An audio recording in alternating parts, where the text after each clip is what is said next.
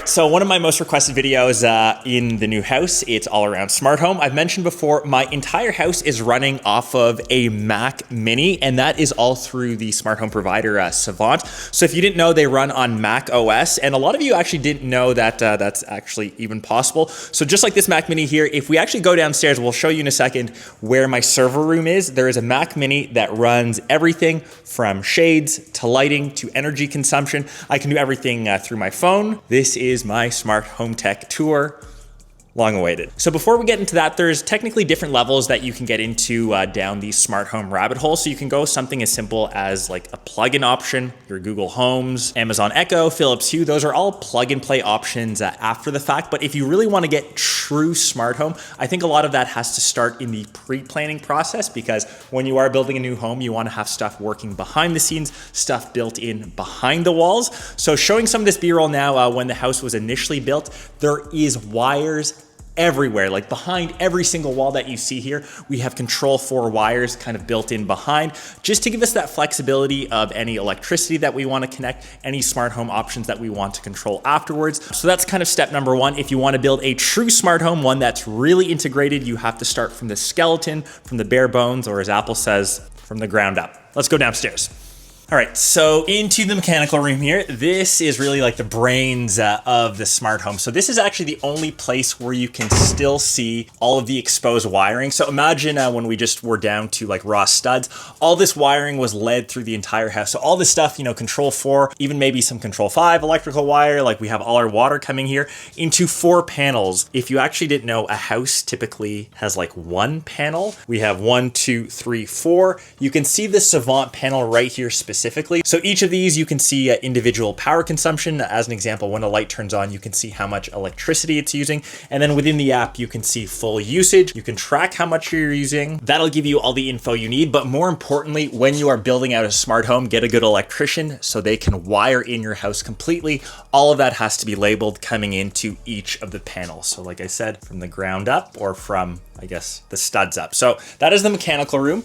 Going on to my little Harry Potter room, which I like to call it underneath the stairs. So in here, this is the server room. Like I said, underneath the stairs, the boy who lived, which technically could be me. So this is my server rack. So all throughout here, we have the connections running into the Savant Mac Mini, which you can see right there. We've got all the different switches. So every like hardpoint connection that I want can run into here. Once again, controlling my server through macOS. And when we get up to upstairs, that's things like, you know, my Mac Studio. If I'm trying to run like a network, my TVs are hooked up to there. Anything hardwired comes into this point, and you can see this little Savant panel. We've got this little schedule here, but everything runs into this panel. So these 2 rooms, both this one as well as the mechanical room, that's the brains, and more cabling. So when we talk about our smart shades, that actually comes all through here. So once again, if you are planning on having any sort of like shading, the worst part about having windows is having those wires that run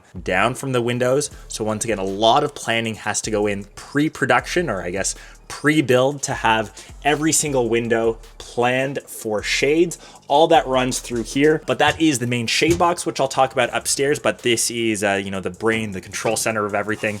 Let's go upstairs. This could be like my wand. Expelliarmus. Okay, so moving on to step 2, it's how you interface, or how you kind of interact with your smart home. So everything is manageable through these little tablets, which we have scattered throughout the house, and these regular switches. Once again, both from Savant. These are actually really nice and modern. These replace the traditional light switch.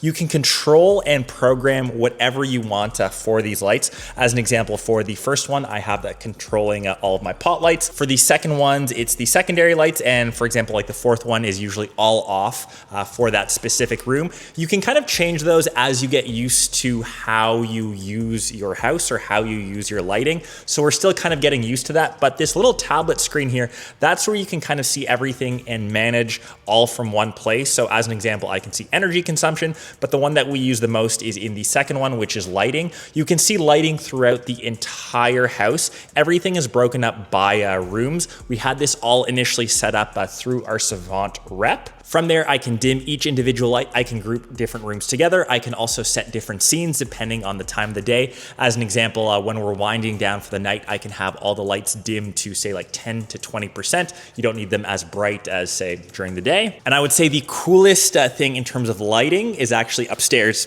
like this way up into my studio. So what I think is really cool here requires a little bit of planning. This place is setting up nicely. We've got some of the sets going on. Are these lights just up here? So typically with shooting content, you are familiar with like a softbox. They are on this giant light stand. You can turn this on or off. You can drag it around where you want. But thinking about it, I actually had 1, 2, 3 softboxes hardwired in. So once again, from that planning stage, had wires run up through the ceiling here, obviously behind the drywall. And then I can actually show you the second method. So there is technically like a tablet on the screen there, but from my phone, which is the second way, I can just launch the Savant app. I can go into lighting. I've got a studio room and I can control each and every single one of these lights to turn on. So we've got the 2 domes, the 1 softbox there to hit my A-roll spot. And this makes it super, super nice because now I no longer need as many light stands. I've lifted everything up off of the floor. You do not know how happy this lighting makes me. I would say this is my favorite like lighting feature throughout the house. Obviously, me being a bit biased because I create content and I can control all my lighting through my smart home, which is dope. So into the garage, we'll open up the doors so you guys can see. We've got my really dirty RS6 here and Kira's real whip. Okay, so firstly, do not mind the absolute shit show that is in here. My contractor still has a lot of stuff that we need to manage. It's a garage. I will sort that out for another episode, but this is the last little piece of Savant tech. So they also do car charging. So when the thought of moving into this house, an electric car is something that mostly like Kat wanted. She drives like maybe 100-ish, 120 kilometers a day. It just makes sense to have an EV. Didn't make sense to have it before in a condo because you didn't have a charger. Now we've got our very home at-home charger. So with this is honestly the first time I've taken this off because we don't have one yet, but we can plug in, charge up. You can see all the energy consumption once again through the app, through the little breaker system in the back. But that is one really cool thing that Savant does for electricity, for smart home. And that kind of rounds out our Savant system. Okay, so next, which a lot of you are asking, especially with these huge windows, is blinds. Okay, so technically Savant does blinds as well, but they only do wired in blinds, which you can tell by the amount of windows in our house, technically 50% of them. We still have around 6 or 7 blinds that are battery operated just because they were inaccessible to wire in. Notably, these lower windows here at the bottom at the front of the house, obviously the ones at the top are wired in, but the ones at the bottom are actually battery controlled. So I went with a local company. They're super great, Madalena Homes. I will leave them a link down below. And they use regular parts. So these motors are Savant motors, and these shades you can pick and choose what you want. They actually came in at a way lower price point, so I would definitely recommend them. Everything is controlled via the Tahoma app, or they even have remotes that you can use as well. You saw where everything was wired in underneath the stairwell, and just like the Savant stuff, I can control everything through their app. So I can set different rooms, I can control individual blinds, I can group them together, or even set different scenes. Typically, like at night when we wind down, we want some more privacy. That's when I have these come completely down, or when it's super sunny, I want to block some of this sun that's coming in. Once again, I can set these blinds to all come down together. And for the blind material, I have like a semi-transparent for most of the rooms, except for the bedrooms, which I have chosen blackout blinds, because obviously you need those to get your beauty sleep in.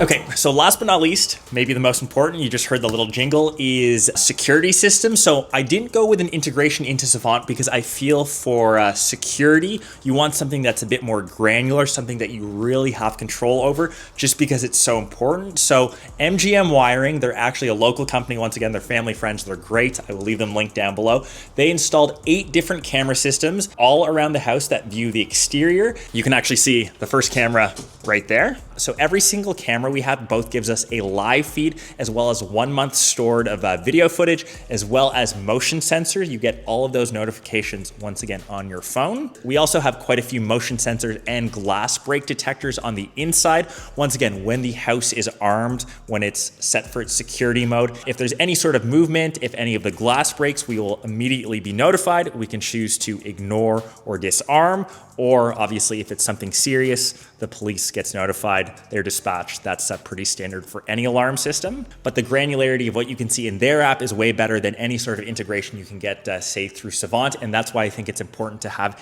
a standalone security system. Once again, smart home is sometimes like a mix and match, but that is, I guess, like the 3 or 4 main systems we have. The last one, obviously, is the thermostat or the temperature control. You can see it right here. It's actually next to our little touchpad. It's just an Ecobee. It's simple. It's like the base level of smart home, but we've got 4 of them.